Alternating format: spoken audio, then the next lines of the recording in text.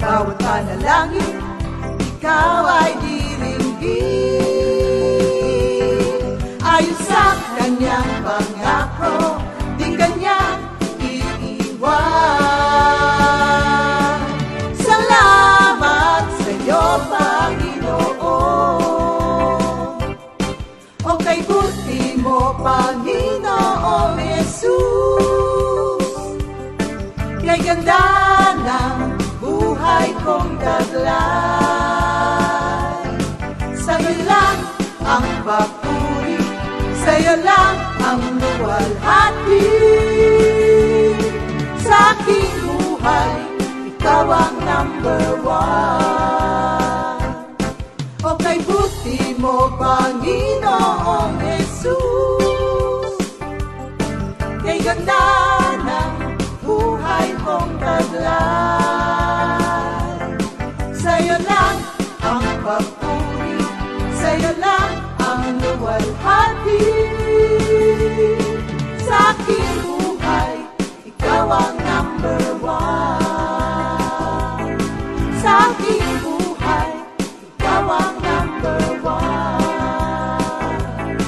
Sa aking buhay, ikaw ang number one. Gising sa umaga, hanap-hanap ka. Dulot ng salita mo, nagbibigay buhay. Kasarap na mamalaman, may nagmamahal sa'yo. Salamat sa'yo, Panginoon.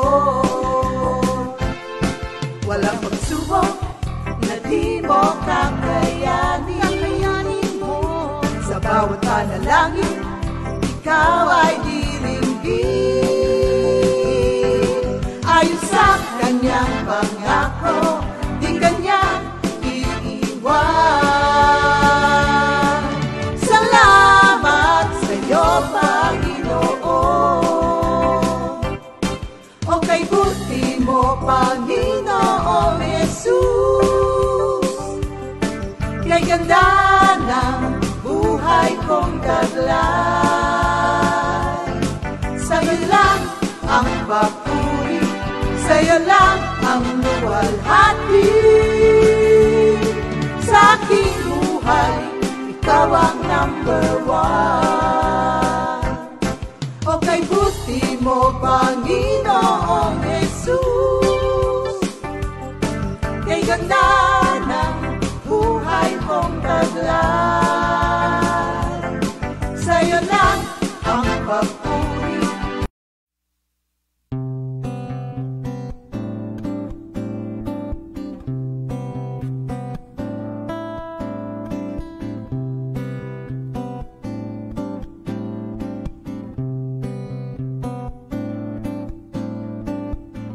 Thank Jesus every time.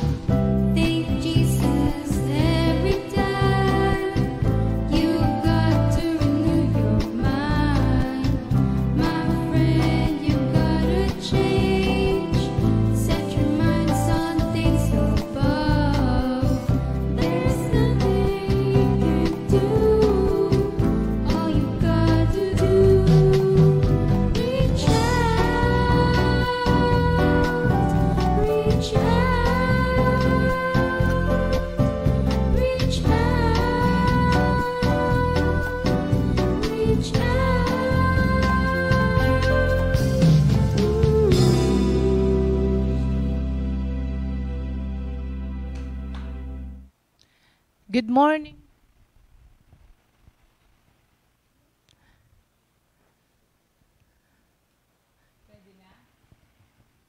Sound. Morning. Sound. Wala. Hindi. Sound. Meron?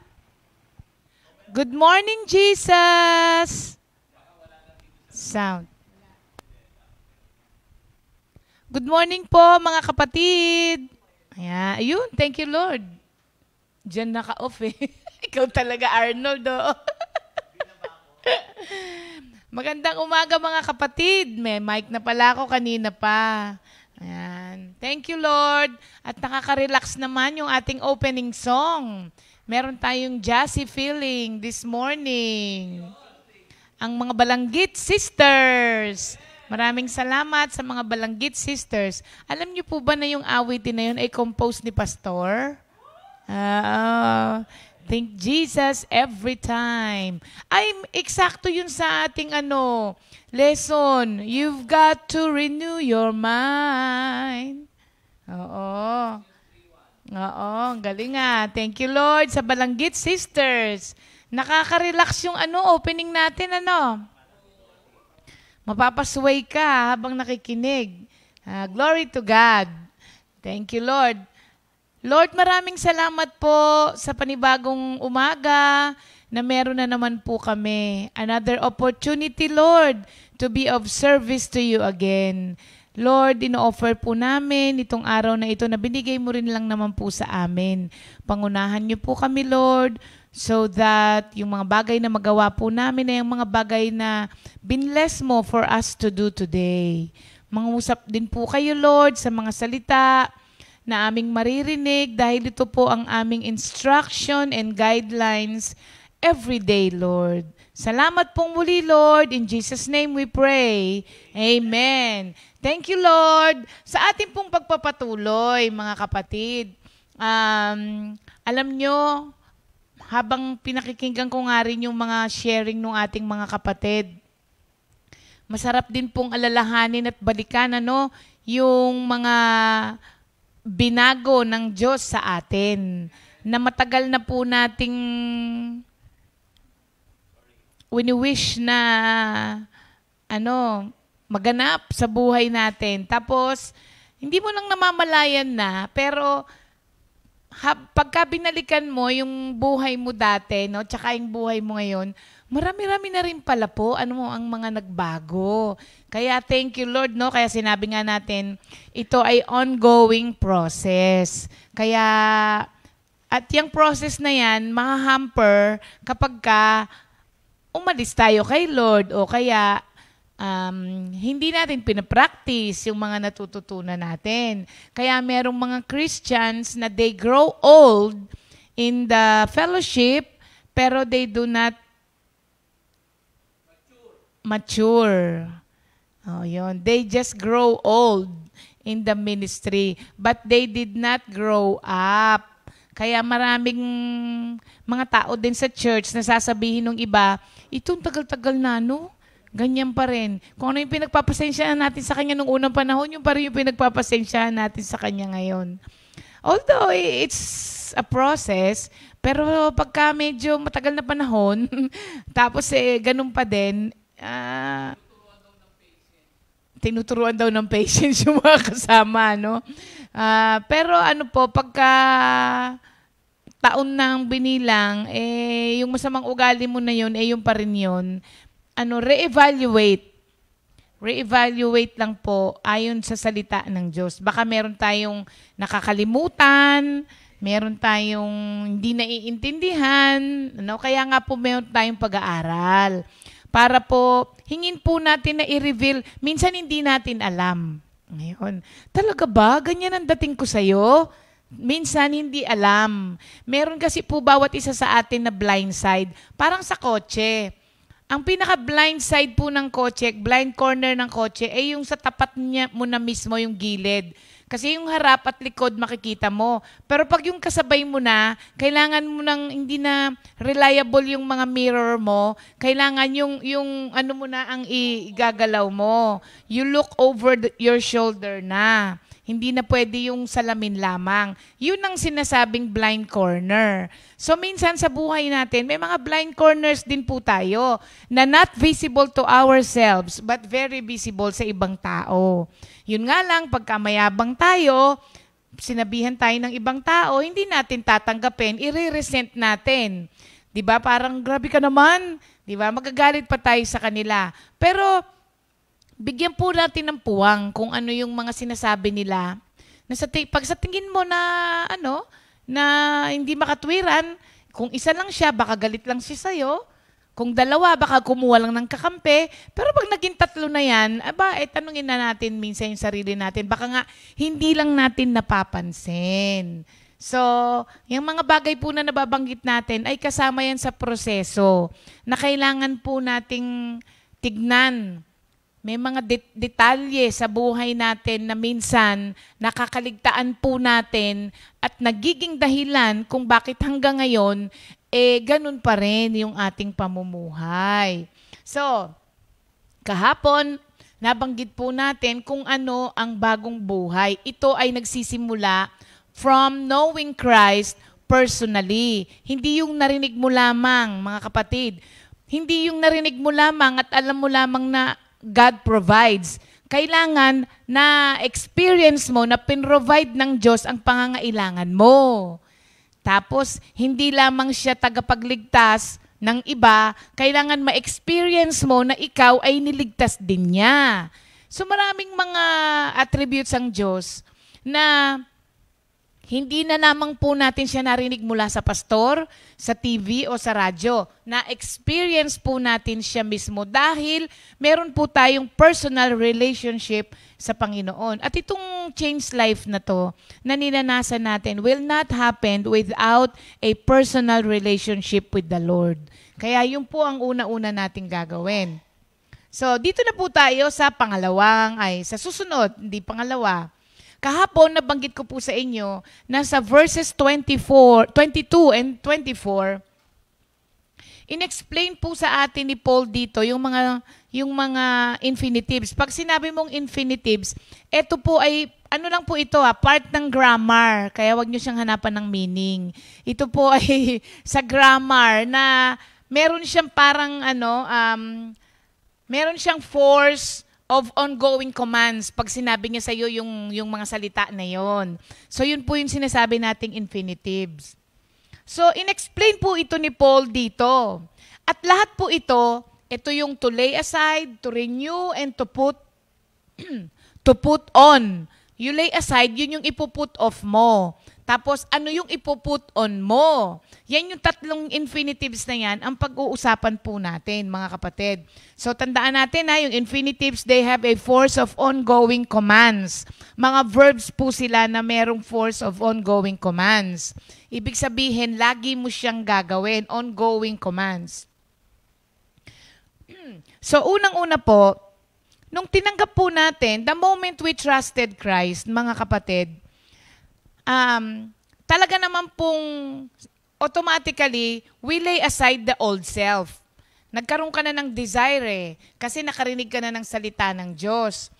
Para po yung ngayon ko lang nalaman kung bakit ang bata, pag binibinyagan, pinapalitan ng damit. Diba? Karamihan ng binibinyagan na bata, binibihisan ng puti. Kaya po pala yun, it symbolizes a new life. Na yung new life na matatanggap mo kay Kristo ay pure.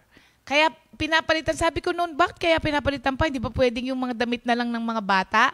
May simbolo po pala yun. Simbolo yun ng purity. The new life that you will receive kapag ka ikaw ay nabautismuhan na. The same po yan sa old life, ay sa new life that we receive the moment na tayo ay na-born again. Para dun sa mga kapatiran po natin na ngayon lang namin nakasama, hindi po masama ang salitang born again. Ito po ay nagkaroon lamang ng hindi magandang connotation dahil noong unang panahon associated sa pagbabasag ng mga santo at kung ano-ano pang mga ano ang born again. Ang born again po ay nasa Biblia. John chapter 3, sabi po ng Diyos kay Nicodemo, unless you be born again, you will not inherit the kingdom of God. You will not enter the kingdom of God. Ang ibig sabihin po dito ng born again, ikaw ay ipanganak muli sa Espiritu. Dahil nung hindi pa po natin nakikilala ang Diyos, we are dead spiritually.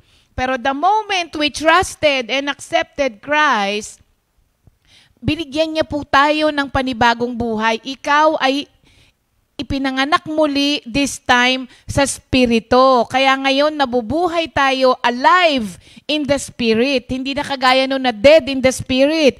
Walang pakialam sa mga bagay na tungkol sa Panginoon. Ngayon, we are alive in the Spirit. Yun lamang po ang ibig sabihin nun, ano? So immediately po, we put on a new robe. Diba? Yung robe na yon, yung righteousness of Jesus, kaya po ang nangyayari, nakakapamuhay tayo ng merong kabanalan. Hindi po yan dahil sa pinaghirapan natin at pinilit natin ang sarili natin na mabuhay ng may kabanalan. Hindi po yung posible without the Lord. Ang Diyos lamang po ang nakakagawa ng mga bagay na yan sa buhay natin.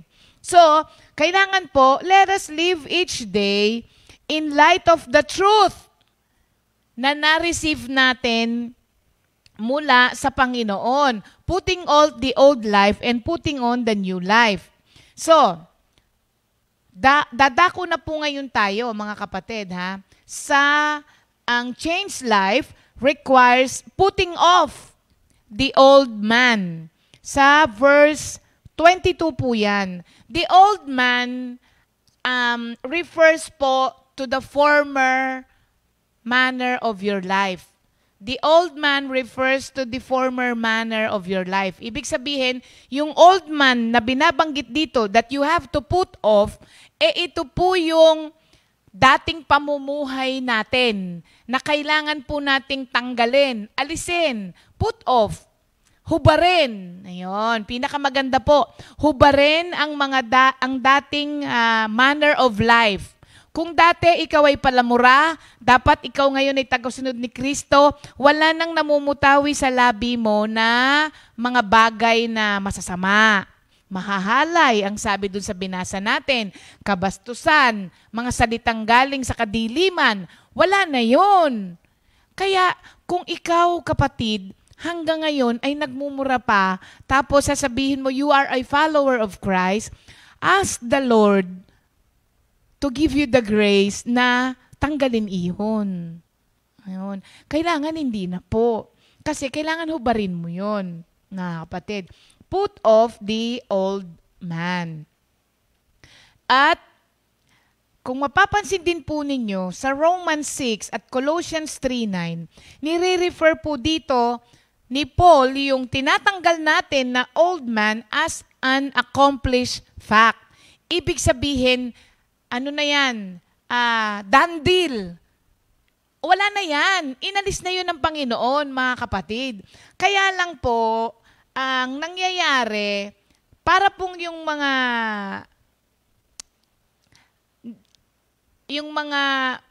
nung panahon ni Lincoln, okay, tandaan po natin, nung tayo po ay iniligtas ng Panginoon, done deal na yung kamatayan ng old self natin because we were born again. Pero, every day, you have to put it off and put on the new self. Para po yan nung panahon ni Abraham Lincoln. Siya po ang father of emancipation. Ibig sabihin, ito yung pagpapalaya ng mga slaves nung panahon ni Lincoln, di ba mga kapatid? Ang dami kasi doon mga slaves.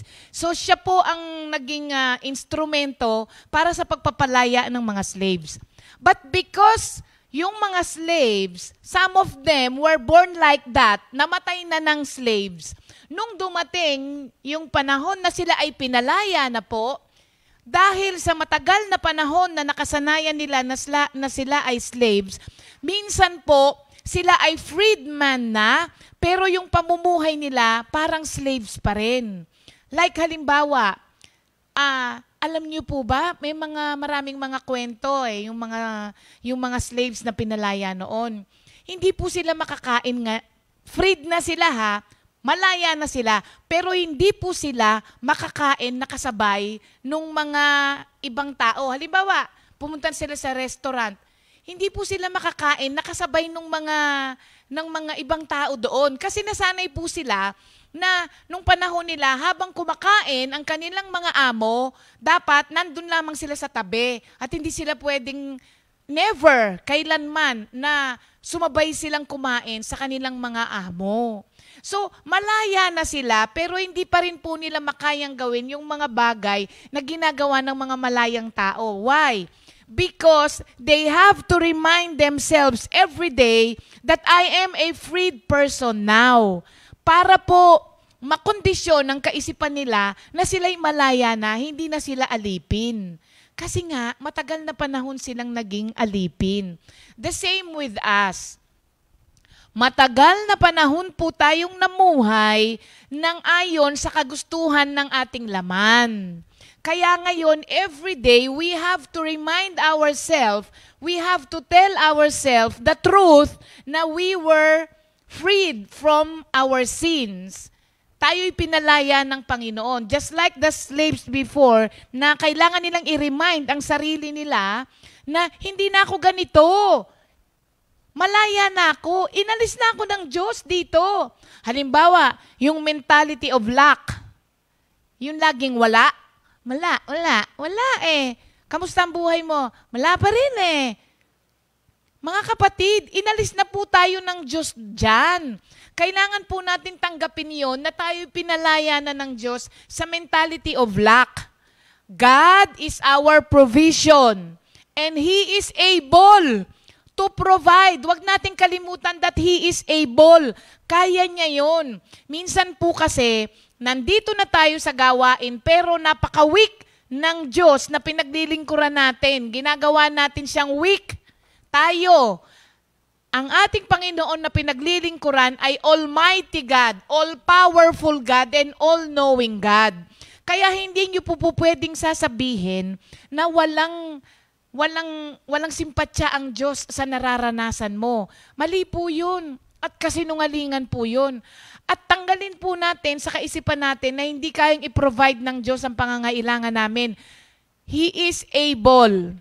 You just have to believe that and you have to remind yourself na wala ka na dyan. Yan dating buhay, papayag pa ako pag sinabi mo, kung hindi mo kilala si Kristo, sabi mo, wala eh. Wala talaga. Kasi wala naman talaga tayong magagawa kung wala si Kristo sa buhay namin. Pero kung ikaw ay tumanggap na kay Kristo, kapatid, huwag kang pumayag na alipinin ka ng kahit anong bagay. Ang dapat lamang umalipin sa iyo ay ang pag-ibig ni Kristo. Kaya pagka sinabi mo na, hindi ko kayang tanggalin to, ang ibig sabihin niyan, alipin ka ng bagay na yan.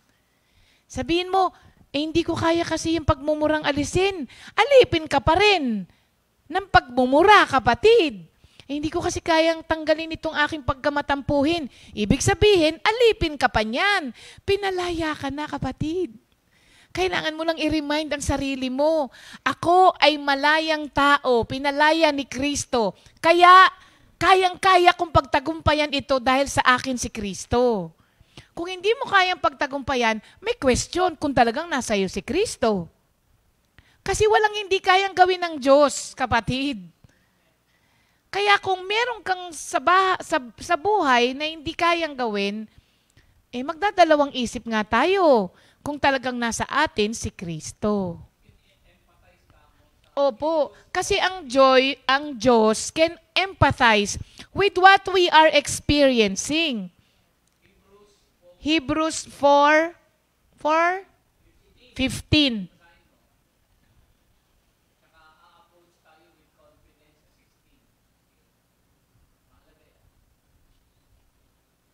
Hebrews 4:15.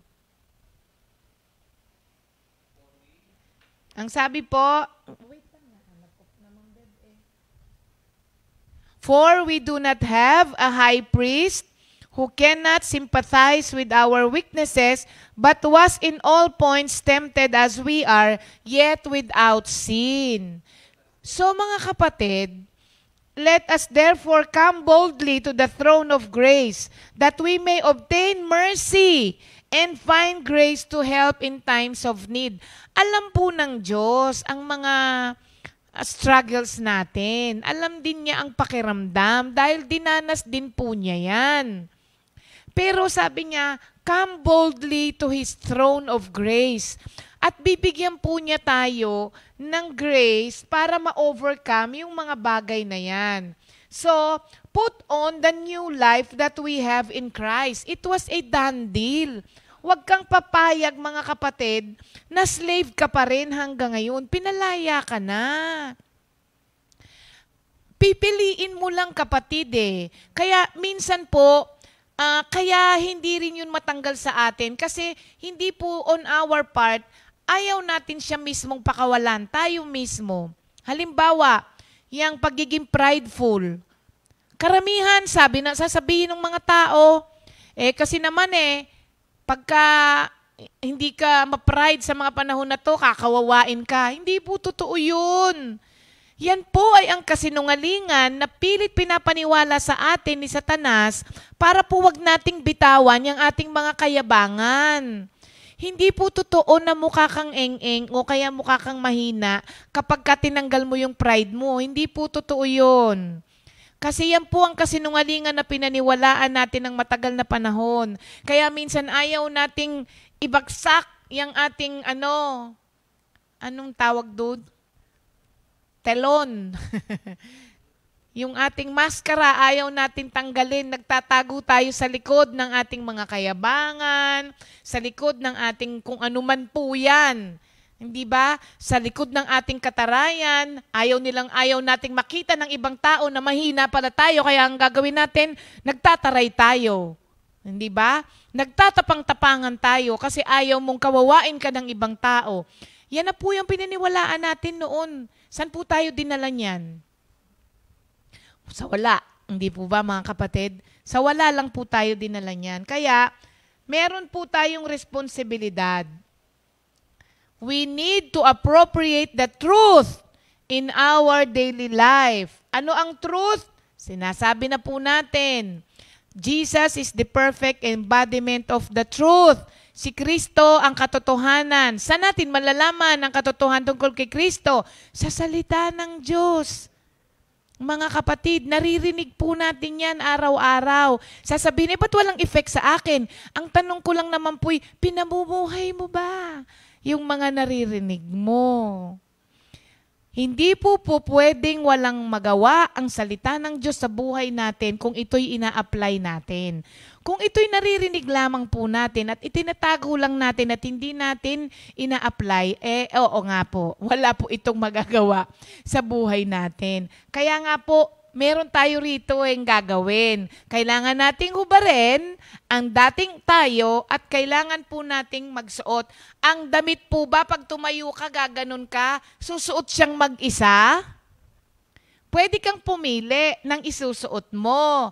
Pero, hindi mo siya po pwedeng pag gumanyan ka, automatically, susuot po. Sa cartoons po, pwede yon. Sa pelikula pwede. Pero sa tunay na buhay, you have to put on yung damit na isusuot mo. The same with the new life na ibinigay sa atin ng Panginoon, we have to put on. Isusuot natin. Tayo po ang magsusuot noon. Kung hindi, magiging hubad ka at kahiya-hiya ka pa rin. Kaya may mga ugali pa rin tayo na hanggang ngayon ay kahiya-hiya. Baka mamaya hindi po natin isinusuot ang bagong buhay na ibinigay po sa atin. And the new life, kapag ka po ito ay isinuot na natin, requires a renewed life. Kasi baka mamaya maganda ang bihis mo, pero ang utak mo bulok pa din. Kailangan po siyang, awitin natin kanina, hindi ba? Think Jesus every time. You've got to renew your mind. My friends, you've got to change. Set your minds on things above. There's nothing you can do. All you've got to do, reach out. Ayun, mga kapatid, kailangan may renewed mind tayo. Hindi po pwede na ang kaisipan na pinapaandar natin sa buhay natin na bago ay yung luma. How can that be? Pag may bago kang buhay, kailangan may bagong kaisipan ka din. At yung kaisipan na yan, sabi, set your minds on things above. Ibig sabihin, fill your minds with things that are true, noble, things that deserves praise. Yun ang punuin natin. Kalimutan na po natin yung dati. Wala na po yung dandil na yun eh. Inalis na nga ni Lord yun eh. So, think Jesus every time. I-renew yung kaisipan na yan. Para sa ganon, paniwalaan ng kaisipan na yan, yung mga naririnig niyang salita ng Diyos. Hanggat di nababago po yan, laging may panlaban. Sasabihin, kayang i-provide ni Lord ang pangangailangan mo. Sasabihin ng lumang kaisipan mo, siguro yung mga maliliit, pero pag ganito nakalaki, I doubt it. Yan. Sasabihin, kaya kang protektahan ng Diyos dito sa COVID na ito. Bakit merong mga Christian? Nagka-COVID din naman. Ganon. Kaya ang nangyayari, lagi siyang may panlaban dun sa katotohanan na salita ng Diyos. Kaya ang nangyayari, lumalakad ka ng araw-araw na pamumuhay mo ayon sa dinidikta ng kaisipan mo. Kaya kung ang kaisipan mo po ay hindi punong-puno ng salita, ang araw mo po ay mapupuno ng mga gawain at mga salita at mga kaisipan na puro galing sa kaisipan na luma. Kaya, tignan niyo po yung katabi ninyo. Siya ba ay masaya? Maligaya ba siya? Alam niyo po kung bakit laging sinasabi, ngayon ko lang naintindihan na kapag noon lagi ng mami, sinasabi niya, tignan mo yung katabi mo, nakangiti ba? Kasi laging pumapasok sa akin yung kay Cain at kay Abel. Hindi ba? Ang sabi ng Diyos kay Cain, if you have done the right thing, you would be smiling.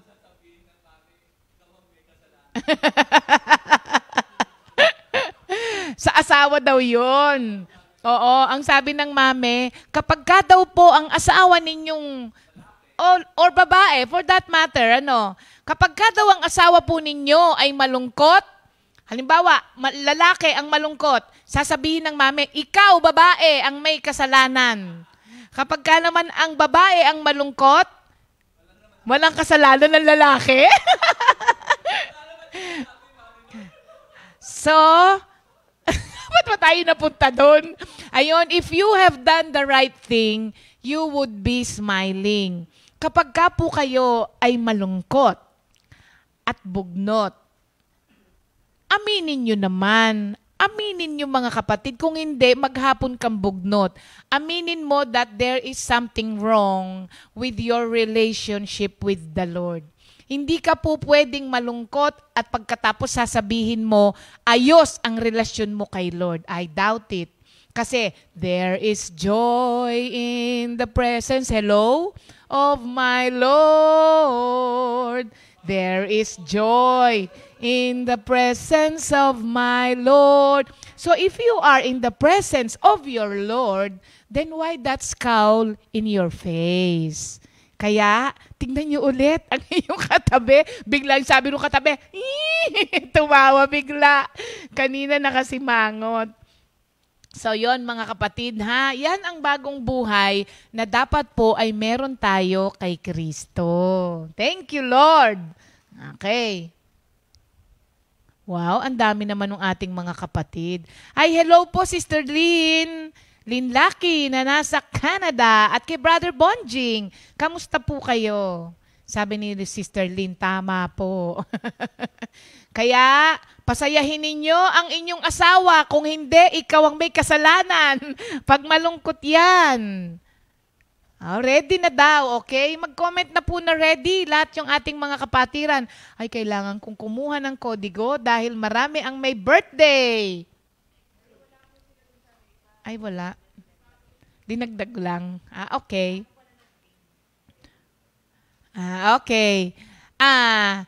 Ninang Linda Lavilla, happy birthday po. Sister Lucy de Guzman, Sister Belen Aguito, Sister April Moralde, Brother Randy Amistoso, na asawa ni Vera. Yun na yun? Okay. Madami. Sabi ko madami. Yun pala yun. Ano? Meron pa dito, di ba? Ay, nandiyan na. Okay, happy birthday po sa inyong lahat, mga kapatid. Celebrate your special day. Dahil nagpapatunay po na isang taon ang dumaan na kinalinga po kayo ng Panginoon at panibagong taon ang ibinigay po sa inyo. Opportunity to serve Him more. Kaya, kantahan natin sila, Sister Jam. Happy birthday, happy birthday, happy birthday, happy birthday, happy birthday to you. Happy birthday, happy birthday, happy birthday, happy birthday to you. May the Lord God bless and keep you. May the Lord's light shine upon you. Happy birthday to you.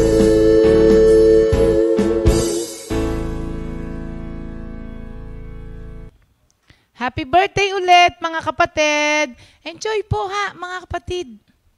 Be joyful always. Kaya lagi sinabi ni San Pablo, I say it again, rejoice. Huwag kayong pumayag na malungkot kayo sa araw na ito. Alam niyo po kung bakit? Hindi lahat ng tao nabibigyan ng isa pang araw na extension sa buhay. Kaya yung the fact na tayo po ay nagising kaninang umaga at buhay pa, naku, napakalaking dahilan na po niyan para ikasaya. Sasabihin mo wala nang laman yung aming bigas, at least buhay ka pa. Maraming merong laman ng bigasan nila pero wala na sila. Bigas na lang ang nandyan. Sasabihin mo, wala akong damit na isusuot. Maraming nakahanger na damit, wala na yung magsusuot. Oh. Kaya minsan nakikita natin yung mga maliliit na bagay na akala natin nandun ang kaligayahan natin. Hindi po, mga kapatid. Ang lahat pong yan ay walang kwenta kung wala yung tao na mag-e-enjoy ng lahat ng mga yan. Kaya yung mga may birthday, pag birthday, be joyful. Rejoice, mga kapatid. Ang ganda ng buhay. Biro mo, sa araw na to, matitikman mo pang mag-milk tea. Matitikman mo pang di ba? Bawal. Oo, bawal na. Oo. Si Sister Sally, ang saya-saya niya ngayon, Pero alam niyo ba kanina na bumaba ang BP niya at nahilo siya? Sa sobrang baba. Nahilo siya noon sa sobrang taas. Ngayon, ayan ang sinasabi ni San Pablo. Naranasan ko ang magkaroon at mawala. Ha? Oo, kasi Sister Sally, naranasan kong bumaba at tumaas ang BP.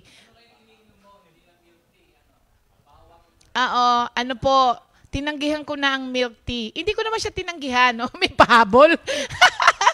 Hindi lang po ako nagmi-milk tea na. Sabi ang tinitira ko. Ay bawang, mga kapatid. Bawang in the morning. Tapos pagdating ng hapon, ang palaya, malunggay in the evening. Oo, alam nyo kung ilan ang sugar ko? 88. Yes. At ang sugar ni Pastor ay 149. Very good siya, di ba? At ang BP ko, mababa na. Paano mo nalaman? Hindi ko na kinukuha. Bumaba na kahapon, 130/90. Feeling ko ngayon, 120/80. Oo. May bagong kaisipan na ako Kaya, yun na yun. Bakit ba? Ayaw at sa gusto nyo. 120/80. Oo nga. Maging seryoso po kayo ha, mga kapatid. Gawan po ng paraan yan. Sasabihin akala ko ba nagpapagaling ang Diyos? Yes, nagpapagaling po ang Diyos sa pamamagitan ng mga karunungan na ibinibigay sa atin, na gagawin natin. Ha? Huwag po natin gawing magikero ang Panginoon na kakainin mo lahat ng gusto mo kahit na bawal, tapos sasabihin mo, Lord, pagalingin mo ko. Kailangan meron ka ring responsibilidad, kapatid. Alam mong bawal, kain pa ng kain. Ikamamatay mo ba ang hindi kumain ng matamis? Revelations 22, verse 2. Ano nakalagay? O sige, i-guilt trip natin sila. Revelations 22, verse 2.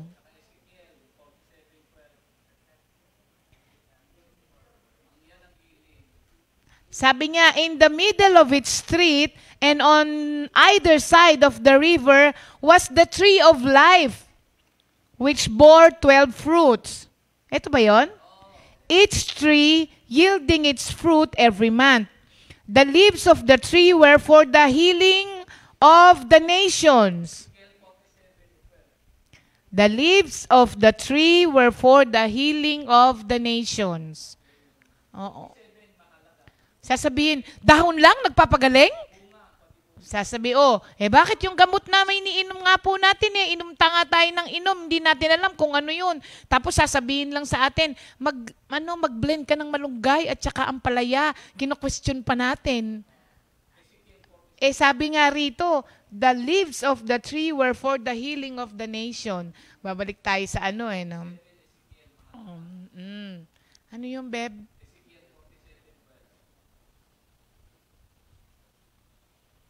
Sa Ezekiel 47:12.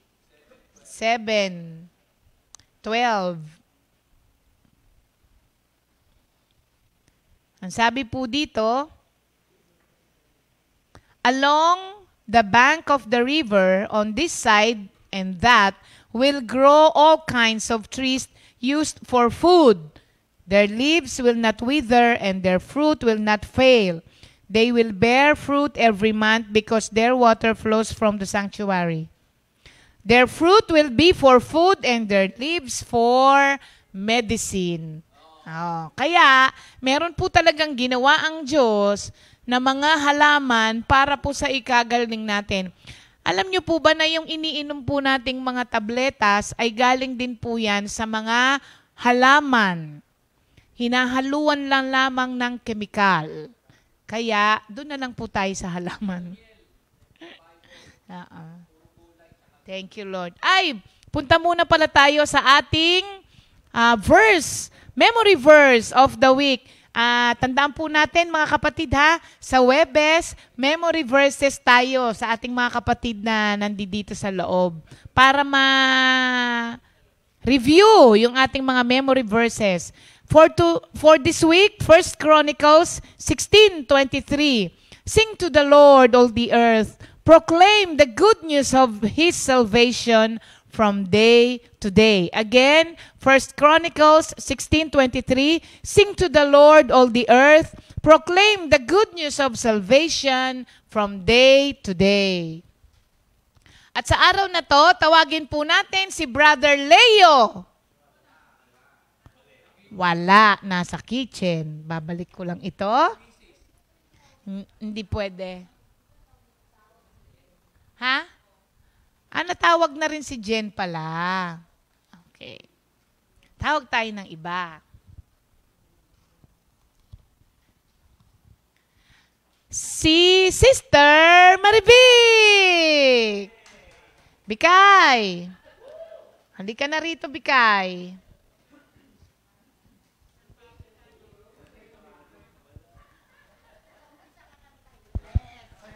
May tono siya.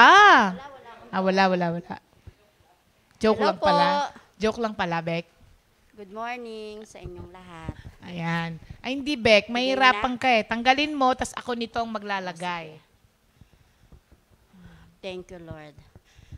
Game? Game. Kung game ka na, game na Huwag kami sanang lahat. mablangko. Ang lahat ng ito ay sinabi ng Diyos. Akong si Yahweh na yung Diyos, ang naglabas sa inyo sa Ehipto at nagpalaya sa pagkaalipin. Huwag kayong sasamba sa ibang Diyos maliban sa akin. Huwag kayong gagawa ng imahin o anumang nilalang na nasa langit, nasa lupa o nasa tubig upang sambahin. Huwag mong yuyukuran ni sasambahin pagkat akong si Yahweh ay mapanibughuin.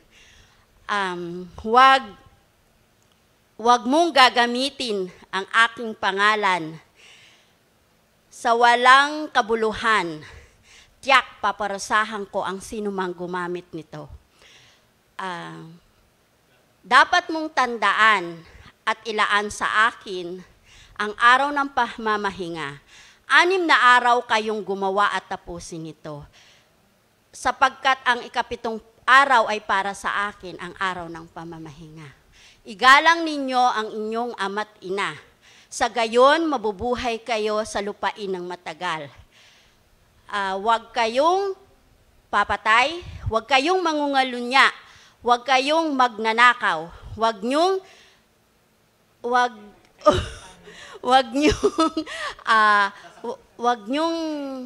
ayan, nawala yung word ko.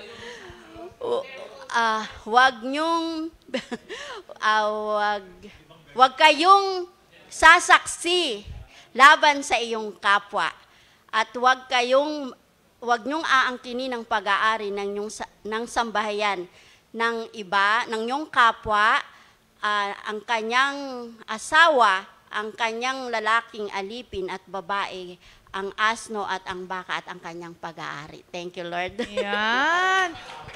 Nakikinig ako mabuti. Iba pala ang dating pag Tagalog. Kaya nagpalit ako. Oo. Tapos, iba pa rin ang dating pag si Bikay ang nagsasalita eh. Para pinagagalitan ka talaga, no? At saka... Gawin mo nga uli, Bek.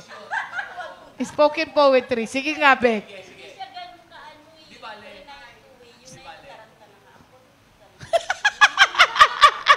Huwag na daw. Hindi naganda. Downy daw ang gusto niya. Alam niyo, nagandahan talaga ako. Kaya tumahimik ako kasi iba pala ang dating ng 10 Commandments pag Tagalog. Oo. Kaya natakot ang Israelita. Ganun. Oo, kasi pagka pala ganun ang pagkasabi, matatakot ka nga na gawin. Oo, hindi tsaka pinili niya yung long cut. Maganda pala, no? Kasi inexplain kung bakit ito lang, tas andun yung explanation. Ganda pag Tagalog. Palagi ko si Bong Tagalog din yan. No? Ay, sa ibang araw naman, Beb. Kasi sabi mo, 2 na ang pipiliin ko dun sa kapatid natin eh. Oo. Si Pastor parang last na to eh. Hindi pa naman. Okay. Ay, ang dami na. Thank you, Lord. Hiniwalay natin ang mga adult at saka seniors. Mga seniors, adult din naman. Pero hiwalay natin para yung mga seniors naman natin. Ano na? Oo, teens and adults magkakasama. Tapos hiwalay natin ang seniors para wag namang matagal maghintay yung mga seniors natin. Senior na nga paghihintayin eh. So meron maski dito sa ating memorization ay merong senior lane. Ano 'yon? Priority lane. Siyempre yung priority lane dahil senior eh. O mahihirapan ka? Senior na ba si Sister Weng? Ha? Oo daw. Oo. Mukhang bata lang si Sister Weng eh. Oo. Okay. Unahin natin, Jam, yung seniors. Siyempre may priority lane din pati dito. Okay. Unahin natin ang ating mga seniors. Okay.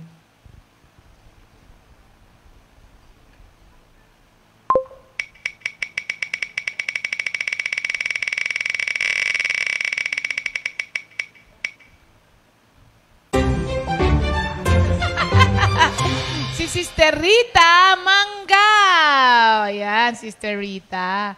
Sabi ni Sister Vicky, oo nga, Sister Ria, mas tumitimo sa puso kapag Tagalog. Nga. Talaga? Pagka tumimo yan, sige nga, sumali kayo. Sister Vicky, tawagin kita. Ayan. Okay. Sister Rita, alam nyo, itong si Sister Rita, itong di nahuhuli at di nag-a-absent. Isa yan sa mga hindi nahuhuli at di nag-a-absent. O yan. Hindi si Aji yan, ha? Sister Rita, ikaw na yan. Good morning, Sister Rita. Kamusta ka na, Sister? Oh, sige, bati ka po. Good morning po. Naka-ready na ako. Tingnan nyo, nag-lipstick na ako. Sister Yes, Rita. naka-ready ako. Nag-lipstick ako. Naka-red I am ka blessed ba? by the Lord. Naka-red ka ba ang damit?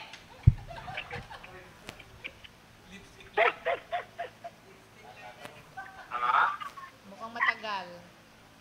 Sister Rita. Sandali lang, tita. Sandali lang. Sandali lang po. Okay.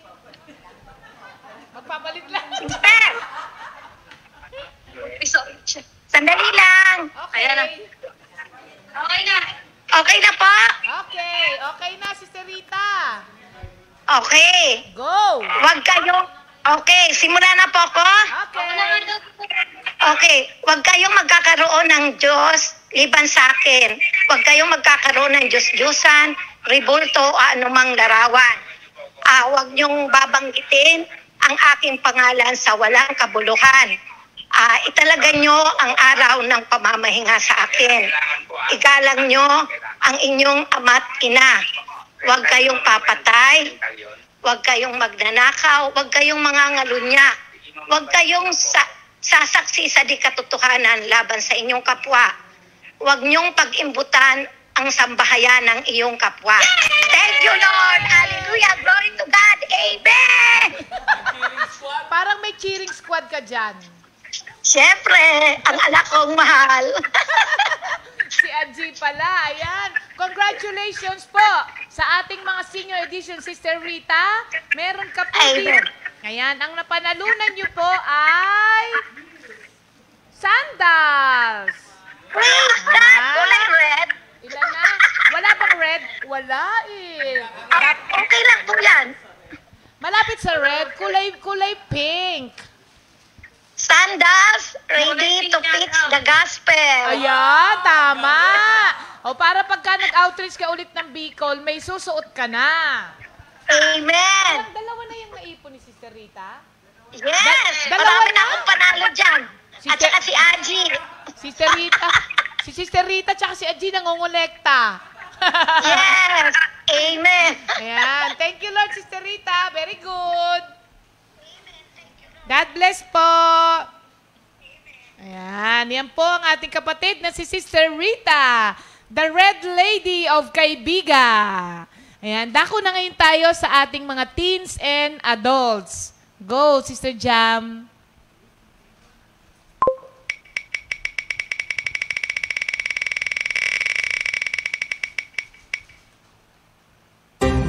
Ayun! Direct from Baguio, Sister Melvi Tungkab. Ayan. Sister Melvi. Si Sister Melvi ay senior. Oo. Oh. Okay. In fairness, Sister Melvi, inilagay ka po ni Sister Jam sa mga adult. Ibig sabihin, bigyan mo raw siya ng jacket. Sister Melvi Tungkab ng ating Baguio. Okay. Ang gawin pala natin, next, sasabihin natin, ready na, senior. Ganon, ha? Pag senior ka, lagyan mo po ng ready na, senior. Hi, Sister Melvi! Good morning! Kasi nagmula kanina. Kamusta po kayo? Medyo nahihilo kasi ako, Sister Ria eh. Bakit po? Kasi kahapon na malengke ako. Mabigat yung binitbit ko, medyo hilong-hilo ako. Pero meron na ako talagang sakit sa hilo.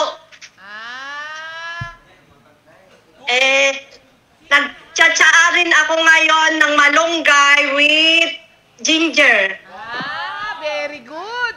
Ayan, alam nyo, si Sister Melby ay isa sa mga healthy eater ng comfy. Di ba, no, Sister Melby? Sister Yes Melby, po. pumayat po ikaw. Opo, pumayat po ako dahil sa mga iniinom ko rin na gamot at saka kailangan ko rin magpapayat po kasi medyo para bababa rin lahat yung mga Tama. laboratory ko po. Tama po yun. Totoo po yan. Very good po kayo, Sister Melby. Sana all. Sige po. Sana hindi po ako nervyusin kasi medyo nene-nervyos po ako. Ay, hindi po. Mawawala po ang hilo nyo dyan. Ayan. Sige po, Sister Melby. Go na po. Thank you, Lord. Please, Lord, help me. The 10 Commandments. I am the Lord your God. Thou shalt not have other God before me. Thou shalt not take the name of the Lord thy God in vain. Remember the Sabbath day. Honor your father and your mother. Thou shalt not kill. Thou shalt not commit adultery. Thou shalt not steal. Thou shalt not bear false witness against thy neighbors, and thou shalt not covet thy neighbor's wife. Thank you, Lord. Ayan. O, dadagdagan Tama ko yung po ba? May nakalimutan ng si Sister Melby, yung number 2. Do not make idols. Pero, congratulations, Sister Melby. Thank you po. Ay, Ayan. nakalimutan. Hindi bali po. Okay lang po yan. Isa lang naman po yun. At least po talagang nag-effort si Sister Melby to memorize. Kaya, thank you, Lord. Yes po. Oo, kasama yan sa nervyos, Sister Melby. at saka sa hilo. Thank you, Lord po. Sister Melby, pwede na po bang pumunta dyan? Ay, kayo po, hindi ko po alam eh. ECQ pa ata, ECQ. Okay. God bless po at congratulations. Ang premyo Thank you, po Lord ninyo po. ay ito. Yahatid namin dyan sa Baguio. Hindi po, bibigyan nyo na lang kay Sister Jen. Ito po. Sister Jen, ito po ang regalo ninyo. Dalawa po ang Jen. Jen ano po? Sister Jen, asawa ni Pastor Simple. Sister Jen Garcia. Ayan. Okay. May beneficiary dito eh. Thank you, Lord, Sister Melby. Ayan. And receive the healing of the Lord. Amen. Thank you, Lord. I'm healed. God bless po. Thank you, Lord. Bye-bye. Ayan. Oo nga. Sabi ko kay Sister Melby, hahatid namin. Sabi niya, ay wag po. Ibigay. Sister Melby, parang ayaw niyo kami papuntahin dyan. Thank you, Lord. We will see you soon sa tamang panahon ng Panginoon. Thank you, Lord. Ayan. Ngayon naman po para sa ating new song. Napansin niyo po yung new song natin, ano? Pag pinakinggan niyo rin po, parang nakakaiyak na abang umiiyak ka, hinehele-hele ka. Oo, iba talagang kumanta si JJ, no? At ito po ay composed by Minister Ray Danganan, Acts 4:12. Ayan. At tuloy-tuloy na rin po tayo sa new life na pagtuturo natin after the new song. Kaya, wag po kayong aalis mga kapatid, ha? Wag po kayong bibitiw at sayang po ang salita na maririnig natin. Thank you, Lord.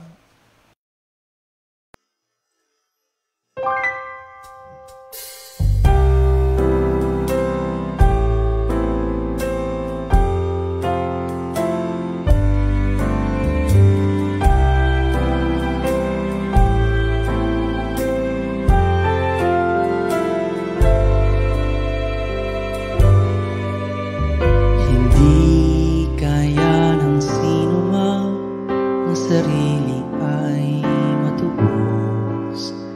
Hindi kayang mabayaran, tubusin sa kamay ng Diyos ang bayad sa kanyang buhay, halagang sa taltaas.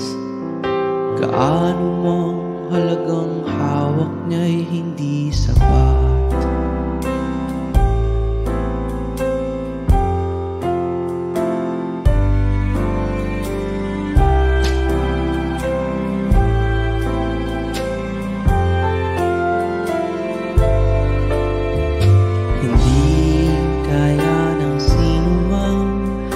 Sarili ay matubos, hindi kayang mabayaran, tubusin sa kamay ng Diyos. Ang bayad sa kanyang buhay, halagang saktal-taas. Gaano mang halagang hawak niya'y hindi sapat.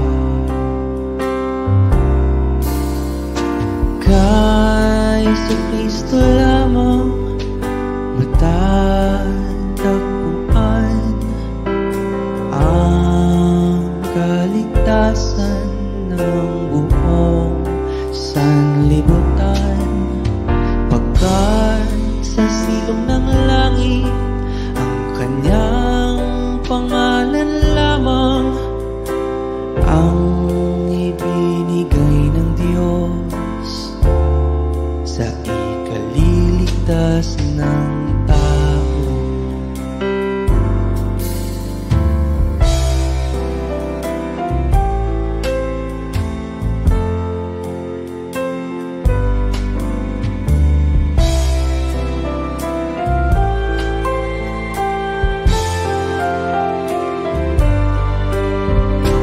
Kay Kristo lamang matatagpuan ang kaligtasan ng buong sanlibutan.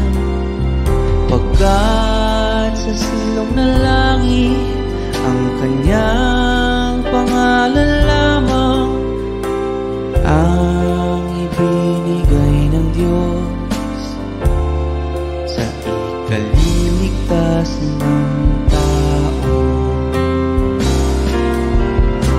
Kay Kristo lamang matatagpuan ang kaligtasan ng buong sanlibutan. Pagkat sa silong ng langit ang kanyang pangalan lamang ang ibinigay ng Diyos, ang ibinigay ng Diyos, ang ibinigay ng Diyos sa ikaliligtas ng tao.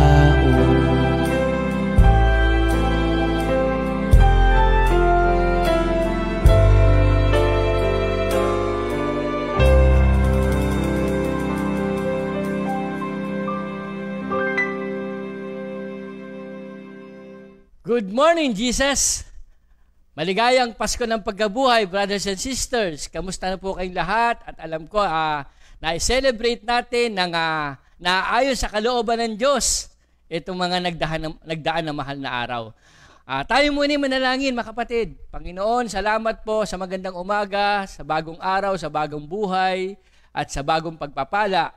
Salamat din po sa lahat ng ginagawa niyo sa amin, materially, financially. Thank you for your protection, guidance, Lord, healing.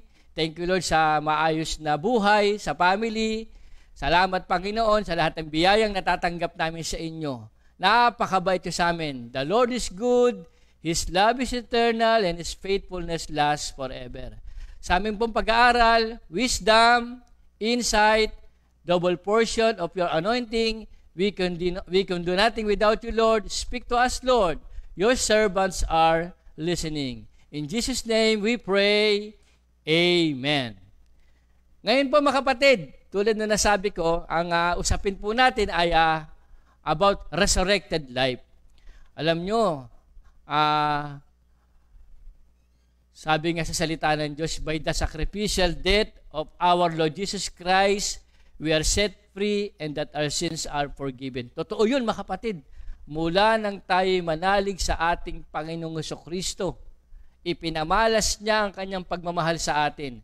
Gayon na lamang ang pag-ibig ng Diyos sa sanlibutan, ipinagkaloob niya ang kanyang bugtong na anak, at ang sino mang sumampalataya ay hindi mapapahamak, bagkus magkakaroon ng buhay na walang hanggan. Dahil sa ating pananalig at pagtanggap sa ating Panginoong Kristo nang siya'y mamatay sa krus, tayo naging anak ng Diyos, nasa atin yung kanyang mga salita, ang pangako ng Diyos, nasa atin ang Holy Spirit, nasa atin ang kapangyarihan, punong-puno po tayo ng pagpapalang espiritual, maging pinakamalalim na panukala o hiwaga ng Diyos ay ipinahayag na sa atin tayong lahat at tumanggap kay Kristo, higit sa lahat, makapatid, nung kaligtasan, nung kapatawaran na ipinagkaloob sa atin. Kaya tayong lahat ngayon ay pinalaya, pinatawad at nalinis na. Ngayon, mga kapatid, si Kristo namatay, si Kristo'y muling nabuhay. Ayan, mga kapatid. So, ang gusto kong ipaabot, alam nyo, nagpapasalamat ako kay Lord kasi dahil po sa salita ng Diyos, naintindihan ko na kasi nung wala ako kay Lord, nung aking kaisipan, masyadong marumi. Nandiyon ang imagination na hindi tama, pag-iisip ng hindi tama, double-minded sa Panginoon, at nung isip ay naglalaro sa mga hindi tamang gawain, at ang kaisipan ko ay nakukontrol ng mga masasamang gawain, mga kapatid. At minsan, basta't naisip ko, gagawin ko, hindi ko na iniisip kung ano magiging resulta ng aking ginagawa, mabuti man o masama, bahala na. Basta't naisip ko at gusto kong gagawin ko. Ganun po ako mag-isip nung unang panahon, lalo na nung nabubuhay pa ako sa sarili ko, mga kapatid. Anong sabi nila sa akin? Okay ba ako? Buti na lang nandoon ako. Ganun po ako mag-isip. Magpasalamat kayo dahil sa akin. Ganun po ako mag-isip, mga kapatid. Laging me, mine, myself. Laging ako na lang, mga kapatid. So, ganun po ang buhay dati nung wala sa ating Panginoon. Ngunit, salamat po sa salita ng ating Panginoong Hesukristo. Mayroong kapangyarihan ang muling pagkabuhay ng ating Panginoong Hesukristo. Alam nyo, may mga taong hindi naniniwala sa muling pagkabuhay ni Lord. Okay lang po yun kasi wala sila kay Lord. Ang mahirap nito, nung sinasabi natin na kay Lord tayo, naniniwala tayo sa muling pagkabuhay ni Lord, pero pag tinignan ang buhay natin, parang hindi muling nabuhay ang ating Panginoong Hesukristo. Much more tayong mga Christian na naniniwala sa muling pagkabuhay ni Jesus, dapat po makita, mahayag sa atin ang kapangyarihan ng muling pagkabuhay ng ating Panginoong Hesukristo. Bago po ako magpatuloy, nung muling pagkabuhay ng Panginoon, ito yung culmination ng kanyang mga sinabi sa kanyang sarili. Ito yung mga pinagtibay niya nung mga binitawan niyang salita tungkol sa kanyang sarili, nung kanyang muling pagkabuhay, mga kapatid. Bago po, babasahin ko muna dito sa Ephesians 1, verse 19 to 20. Ipinapanalangin ko rin na malaman nyo ang napakadakilang kapangyarihan ng Diyos para sa ating mga sumasampalataya sa Kanya. Ang kapangyarihan ding ito ang ginamit niya nang buhayin niyang muli si Kristo at nang paupuin sa Kanyang kanan sa langit. Balik po ko sa resurrection ng ating Panginoong Hesukristo. Tulad na sinabi ko, nung mga binitawang niya salita tungkol sa Kanya, ito'y Kanyang pinagtibay nang siya'y muling mabuhay. O siya'y binuhay ng ating Ama sa langit. Ganoon kapangyarihan ang Diyos, mga kapatid. Kaya, ano ba yung mga binitawan niyang salita, mga kapatid? Nung mga I am niya, I am the bread of life, John 6:35. I am the light of the world, John 8:35. I am the door, John 10:9. I am the good shepherd, John 10:11. I am the resurrection and the life, John 11:25 and 26. I am the true vine, John 15:5. I am the way, the truth, and the life. John 14 verse 6. Nung nabuhay po ang ating Panginoong Jesucristo, lahat po ng kanyang sinabi sa kanyang sarili ay kanyang pinagtibay ng siya'y muling mabuhay mula sa kamatayan dahil siya'y binuhay ng dakilang makapangyarihang Diyos sa lahat, mga kapatid. At ngayon, ito po ang maganda. There is power of His resurrection. Kaya nga sinasabi ng mga kapatid dati sa Philippians 3:10, all I want is to know Christ and to experience the power of His resurrection.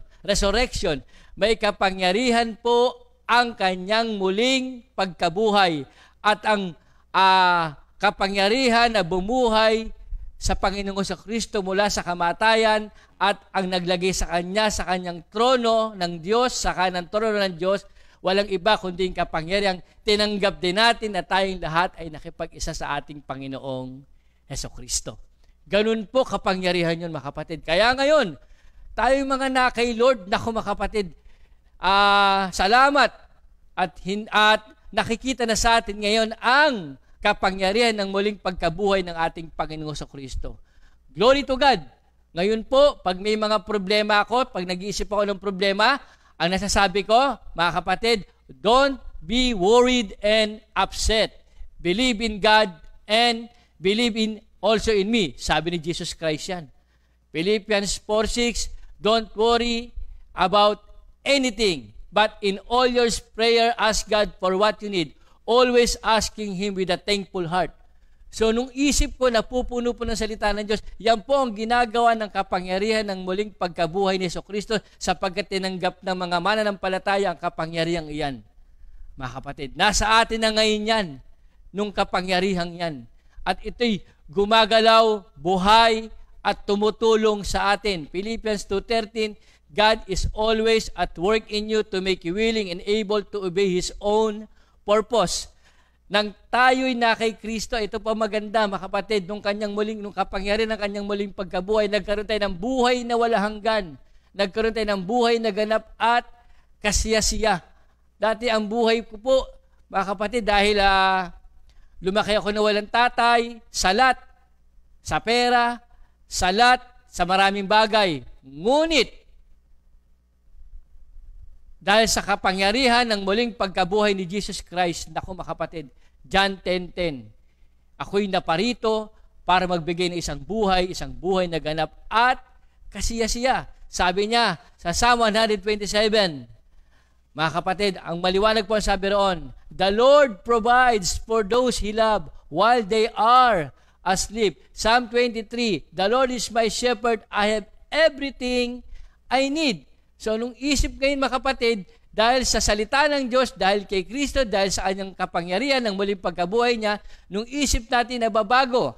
Nung Philippians 4:8, nung isip natin, punin natin ng mga gandang bagay, karapat-dapat at kapuri-puri sa ating Panginoon. Ngayon po, nung mga pag-iisip na hindi tama, mga imagination na hindi tama, totoo yung sabi ng salita ng Diyos. When anyone who joined to Christ, he is a new being, the old has gone and the new has come. There is power of His resurrection. Pwede po natin itong maranasan sa ating pang-araw-araw na buhay. Pag sinabing power of His resurrection, mga kapatid, si Kristo ang nananahan sa atin. Pag si Kristo ang nananahan sa atin, nakikita sa ating ginagawa, lumalabas sa ating mga salita, narinig nila, at ang buhay natin ay kaaya-aya, nagiging mabuti tayong halimbawa, maingat tayo sa pagsasalita at kinagigiliwan tayo ng ating kapwa sapagkat si Kristo ang nasa atin. Yan po ang kapangyarihan ng muling pagkabuhay ni Jesus. Nabubuhay si Kristo sa buhay natin. Tulad ng sinabi ng kapatid natin, it's no longer I that liveth, but Christ that liveth in me. Yan po ang kapangyarihan ng muling pagkabuhay ni Kristo. Si Kristo na po ang naghahari sa atin. Uulitin ko po, mga kapatid, tayong lahat ng mga nanalig kay Kristo, kung ano yung ginamit na kapangyarihan sa muling pagbuhay sa Kanya mula sa kamatayan at kung ano yung kapangyarihan na naglagay sa Kanya sa kanang trono ng Diyos at lahat ay pailalim sa Kanya, yung ding kapangyarihan ang tinanggap natin. Mga kapatid, sobra-sobra tayo sa pagpapala. Kaya wag po tayo papayag na na hindi tayo magamit ng ating Panginoon 24/7. Dapat na kay Lord tayo, mga kapatid. Maging asin at ilaw tayo. Sa mga panahong ito, ang daming kawawang tao. Kaya mga lesson natin, 1 Thessalonians 5:16, be joyful always. Maraming taong nalulungkot. Tayo pong mga Kristiyano, tayo pong mga nakaranas ng kapangyarihan ng muling pagkabuhay ni Kristo, ibahagi natin ang kagalakan. Pray at all times. Ipagdasal po natin palagi at be thankful in all circumstances. Yan po ang ibig ng Diyos sa lahat ng mga na kay Kristo. Ang buhay po natin ngayon ay kay Kristo na, mga kapatid. Kaya, thank you Lord. Ngayon po, sa aking pang-araw-araw na buhay, glory to God. Pag tayo na kay Lord, lumilinis ang buhay, umaayos ang isip, ang takbo ng buhay, nagiging kaaya-aya sa ating Panginoon. Wala nang ibang iniisip kung paano makapaglilingkod. Totoo po yan, kung paano makapaglilingkod kay Lord. Pagising sa umaga, may word ka, tapos pagtapos ng word mo kay Lord, habang may ginagawa ka sa iyong bahay o nakikinig ka man, nakaugnay ka pa rin kay Lord. Sa iyong pamamahinga, nagbabasa ka, nakaugnay ka pa rin kay Lord. Pagkausap mo yung family mo, masaya kayo kasi ang napag-uusapan nyo tungkol sa relationship, kung paano magiging maayos ang pamilya, paano gaganda ang buhay, tungkol pa rin sa Panginoon, mga kapatid. Sapagkat ang lahat ng na kay Kristo, ang buhay niya ay kay Kristo na. Yun ang kapangyarihan ng muling pagkabuhay ng ating Panginoong Jesucristo. Glory to God, mga kapatid. Sa araw-araw nating buhay, patuloy pa rin tayong babaguhin ng Diyos. Mga kapatid, patuloy pa rin tayong babaguhin ng Diyos. Tinatawag na justification, napatawad na tayo. And sunod po, sanctification. Dito po sa lupa, ginagawa ang sanctification. Ang kabanalan po dito sa lupa, ginagawa. Kaya pag sinabing sanctification, separated for the master's use. Separated from the worldly system. Consecrated. Mga kapatid, ang buhay niya ay nakatalaga para sa kabanalan. Yan po, dito po sa lupa, ginagawa yan. At kayang-kaya natin gawin kasi there is power of His resurrection. Pag nasa atin si Lord, God is always at work in you to make you willing and able to obey His own purpose. Laging pangako po ng Diyos ang babanggitin. Alam niyo ba, nung nakaraang linggo, pag ang topic namin ni Pastor Alex, 1 Thessalonians 5:16-18, pag uwi ko ng bahay, pagkatapos, meron kaagad sinabing anak ko, Papa, sa ganitong panahon, parang alam nyo, dahil sa Word of God, trust in the Lord. Naku, mga kapatid, pag talagang ang buhay natin na kay Kristo, hahabulin tayo ng biyaya. Nagulat ako. Hindi lamang po ako binigyan nung air fryer. Naku, mga kapatid, siksik, biglang ito maapo pa. Lumapit sa akin ng misis ko, Papa, tignan mo to. Thank you, Lord. So, may mga badges, pero pag na kay Kristo tayo, mayroong kapangyarihan ang muling pagkabuhay ni Jesus Christ na dapat na naghahari sa atin sa ating pang-araw-araw. Siya na ang nabubuhay. Masarap mabuhay, mga kapatid, pag nasa piling tayo ng ating Panginoong Jesucristo. Kaya, glory to God. Ulitin ko, mga kapatid, nung kapangyarihan na ginamit kay Jesucristo kung paano siya binuhay mula sa kamatayan at nung kapangyarihan na nag-upo sa Kanya sa kanang trono ng Diyos, yun din ang kapangyarihang tinanggap natin nang tayo manalig sa ating Panginoong Jesucristo. Kaya mayroong kapangyarihan ang muling pagkabuhay ni Jesus Christ. Si Kristo po ang ating Panginoong Jesucristo, wala na po siya sa krus. Siya po'y muling nabuhay. So ang buhay din po natin ngayon dapat resurrected life. Kasama natin ang ating Panginoong Jesucristo sa ating pang-araw-araw na buhay. Marami pong salamat, mga kapatid. Glory to God. Hallelujah. Glory to God. Amen. Praise God. Ngayon po, mga kapatid, bago ako magtapos, hayaan niyo pong umawit muna po ako ng isang awitin. Ito po yung binigay din sa akin ni Lord. Pakinggan niyo po.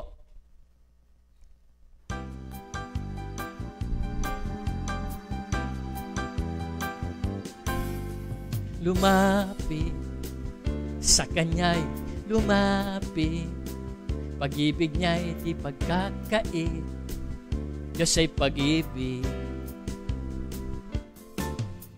Lumapit sa Kanya'y lumapit, Pag-ibig niya ay di pagkakait. Diyos ay pag-ibig. Problema mo, ialay, sarili, kalimutan. Huwag kang magduda, manalig ka sa Kanya. Lumapit sa Kanya'y lumapit. Pag-ibig niya ay di pagkakait. Diyos ay pag-ibig. Lumapit sa Kanya'y lumapit. Pag-ibig niya ay di pagkakait. Diyos ay pag-ibig. Problema mo'y ialay, sarili, kalimutan. Huwag kang magduda, manalig ka sa Kanya. Siya'y tapat sa pangako niya, di Kanya pababayaan. Buhay niya'y pinagkaloob, ano pa ang hindi niya ibibigay? Lumapit sa Kanya'y lumapit. Pag-ibig niya hindi pagkakait. Diyos ay pag-ibig. Diyos ay pag-ibig. Diyos ay pag-ibig. Hallelujah! Kaya ngayon mga kapatid, ulitin ko ang muling mayroong kapangyarihan ng muling pagkabuhay ng ating Panginoong Kristo. Yan ang gagamit sa atin, ang kapangyarihang bumuhay kay Jesus, ang siyang magbibigay sa atin ng kapangyarihan para maging patotoo sa pag-ibig ng Diyos. Mga kapatid, bagamat tayo mahina, walang magagawa, tao lang, pero sabi sa 2 Corinthians 4, kumbaga sisidlang palayok na mahina, pero magiging sisidlan tayo para magamit ng Panginoon sa Kanyang kalwalatian, pagkapalaganap ng Kanyang mga salita. 2 Corinthians 12:9, my grace is sufficient for you. Kung kailan ka mahina, palalakasin kita kasi there is power of His resurrection, ang ating Panginoong Jesucristo.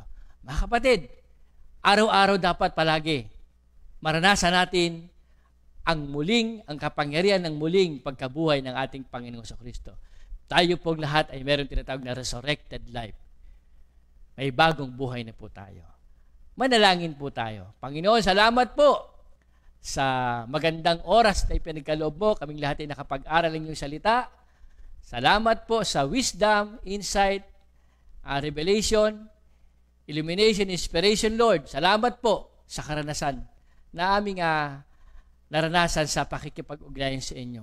At tunay nga po, naranasan namin ang kapangyarihan ng muling pagkabuhay ng ating Panginoong Jesucristo. Marami po salamat. In Jesus' name, Amen. Praise God, mga kapatid. Purihin ang Diyos. 2 Timothy 2:2